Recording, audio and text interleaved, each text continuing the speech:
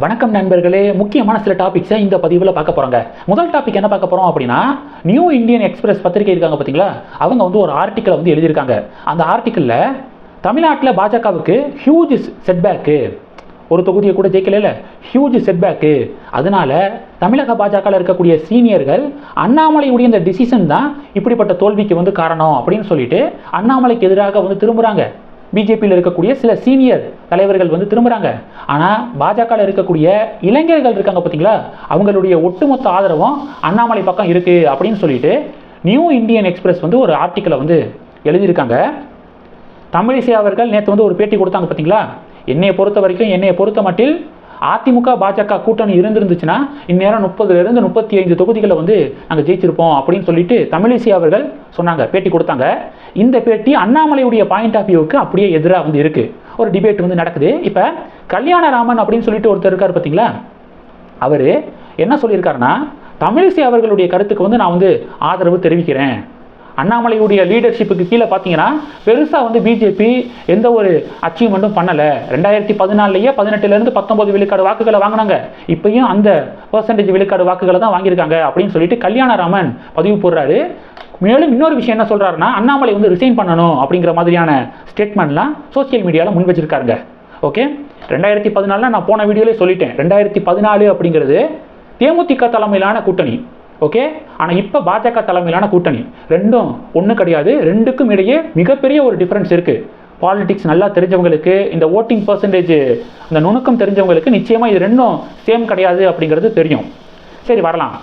இப்போ பார்த்தீங்கன்னா குருமூர்த்தி இருக்கார் பார்த்தீங்களா, குருமூர்த்தி என்ன சொல்லியிருக்காருன்னா, அதிமுக கூட்டணியில் பாஜக இருந்து சில தொகுதிகள் ஜெயிக்கிறது எதுக்கு சமமானது அப்படின்னா, திமுக கூட்டணியில் இருந்து காங்கிரஸ் ஜெயிக்கிறாங்க பார்த்தீங்களா, அதுக்கு சமமானது. அதனால பார்ட்டியுடைய வளர்ச்சிக்கு எந்த ஒரு யூஸும் கிடையாது அப்படின்னு சொல்லிட்டு குருமூர்த்தி வந்து பதிவு போட்டிருக்காரு. கரெக்டு தானே?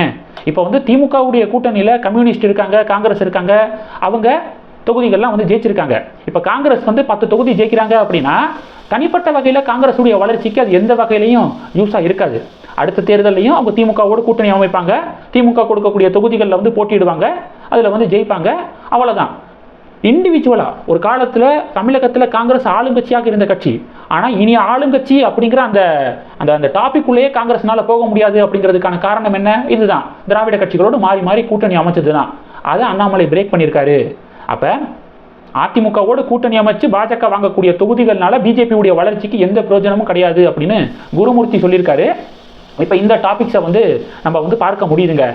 எனக்கு என்ன பெரிய ஆச்சரியமாக இருக்குன்னா, அண்ணாமலை அவர்கள் இது மாதிரியான சில பேர் இருக்காங்க பார்த்தீங்களா, இந்த கல்யாணராமன் அவர்கள் மாதிரியான சில பேரெல்லாம் கட்சியில் வச்சுக்கிட்டே 11 விழுக்காடு வாக்குகளை வந்து அவர் வாங்கியிருக்காரு பார்த்தீங்களா, வாங்கி கொடுத்துருக்காருல்ல, அதுவே பெரிய அச்சீவ்மெண்ட்டாக நான் வந்து பார்க்குறேன்.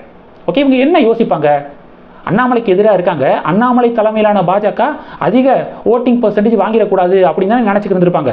இந்த அளவுக்கு ஒரு வன்மத்தோடு அவங்க பேசுகிறாங்கன்னா நிச்சயமாக இந்த நினப்பு தான் இருந்திருக்கும், பாஜக இந்த வாட்டி தோக்கணும், ஒரு தொகுதியை கூட வந்து ஜெயிக்கக்கூடாது. ஏன்னா அப்படி ஜெயிக்காமல் இருந்துச்சுன்னா அண்ணாமலைக்கு கெட்ட பேர், ஜெயிச்சிச்சுன்னா அண்ணாமலைக்கு நல்ல பேர் அப்படிங்கிற அந்த தாட்டில் தானே இருந்திருப்பாங்க. ஸோ இவங்களெல்லாம் வச்சுக்கிட்டே 11 to 12 விழுக்காடு வாக்குகள் அவர் வாங்கியிருக்காருன்னா அது டெஃபினட்டாக ஒரு பெரிய அச்சீவ்மெண்ட் தான். இது முதல் டாபிக். ரெண்டாவது டாபிக் என்ன பார்க்க போகிறோம் அப்படின்னா, நீட் தேர்வு ரிசல்ட் வந்திருக்கு. இந்த நீட் தேர்வு ரிசல்ட்டில் நம்ம தமிழகத்தை சேர்ந்த 8 ஸ்டூடெண்ட்ஸ் வந்து ஃபுல் மார்க் எடுத்திருக்காங்க அப்படிங்கிற ஒரு ஹாப்பியான செய்தியை கேள்விப்பட முடியுது.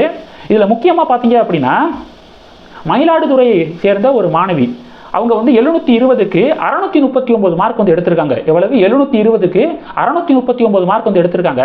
அவங்க என்ன பேட்டி கொடுத்துருக்காங்கன்னா, அரசு பள்ளியில் படிக்கிறாங்க, அது மட்டும் இல்லாமல் கோச்சிங் சென்டர்லாம் போய் வந்து படிக்கலை, வீட்டில் இருந்தே படித்து இவ்வளோ மார்க் எடுத்திருக்காங்க, அவங்களுக்கு மெடிக்கல் சீட்டு கன்ஃபார்மு. இப்போ அவங்க என்ன பேட்டி கொடுத்துருக்காங்கன்னா, நீட் தேர்வு கஷ்டம், அப்படி கஷ்டம், இப்படி கஷ்டம் அப்படின்னு சொல்லிட்டு பயமுடுத்த பார்க்குறாங்க. அதெல்லாம் நம்பாதீங்க. கோச்சிங் சென்டருக்கு போகாமையே வீட்டில் இருந்துக்கிட்டே உங்களால் ப்ரிப்பேர் பண்ணி டெஃபினட்டாக வந்து பெரிய ஒரு மார்க் வந்து ஸ்கோர் பண்ண முடியும், நான் அப்படி தான் வந்து பண்ணியிருக்கேன் அப்படின்னு சொல்லிட்டு அந்த மாணவி பேட்டி வந்து கொடுத்துருக்காங்க. ஸோ அந்த வீடியோ பார்க்கும்போது ரொம்ப மகிழ்ச்சியாக இருந்துச்சு. அடுத்த டாபிக் என்ன பார்க்க போகிறோம் அப்படின்னா, கோயம்புத்தூரில் அண்ணாமலை தோல்வி எதிரொலியாக சில பேர்லாம் என்ன பண்ணாங்க தெரியுமா, எல்லை மீறி கொண்டாட்டத்தில் வந்து ஈடுபட ஆரம்பிச்சிட்டாங்க. ஒரு ஆடை எடுத்துகிட்டு வந்து அந்த ஆடை வந்து வெட்டி இப்படி கேவலமான கொண்டாட்டத்தெல்லாம் சில பேர் பண்ணிக்கிட்டு இருந்தாங்க. அண்ணாமலை என்ன பண்ணியிருக்காருன்னா, எதுக்காக பாவம் ஒன்றும் பண்ணாத ஆடை எடுத்துகிட்டு வந்து அந்த ஆடை வெட்டி அதை ஏன் வந்து சோசியல் மீடியா வீடியோ எடுத்து சோசியல் மீடியாவில் வந்து போடுறீங்க? நான் இங்கே தான் இருக்கேன், கோயம்புத்தூரில் தான் இருக்கேன், கரூரில் வந்து விவசாயம் பார்க்குறேன், உங்களுக்கு அவ்வளவு கோவம் அப்படின்னா என்னை வந்து டச் பண்ணுங்க, என் மேலே வந்து கை வைங்க பார்க்கலாம் அப்படின்னு சொல்லிட்டு அண்ணாமலை ஒரு அதிரடியாக ஒரு பேட்டி வந்து கொடுத்துருக்காரு. இந்த டாபிக்ஸ் எல்லாத்தையும் பற்றி உங்களுடைய பார்வைகளை மறக்காம கமெண்ட் பண்ணுங்க. இந்த வீடியோ பிடிச்சிருந்துச்சுன்னா லைக் பண்ணுங்க, ஷேர் பண்ணுங்க, மறக்காம நம்ம சேனலை சப்ஸ்கிரைப் பண்ணுங்க. மேலும் நம்ம சேனலுக்கு சப்போர்ட் பண்ணணும் அப்படின்னு ஆசைப்பட்டீங்கன்னா நான் பேசக்கூடிய வீடியோக்கு கீழே நன்றி அப்படிங்கிற ஆப்ஷன் இருக்கு, அதை கிளிக் பண்ணி உங்களால் முடிந்த தொகையை சேனல் வளர்ச்சிக்காக கொடுத்து உதவி செய்யலாம். இல்லை ஜாயின் பட்டனை கிளிக் பண்ணி நம்ம சேனலுக்கு மெம்பராக வந்து ஆகலாம். நன்றி. ஜெய் ஹிந்த்.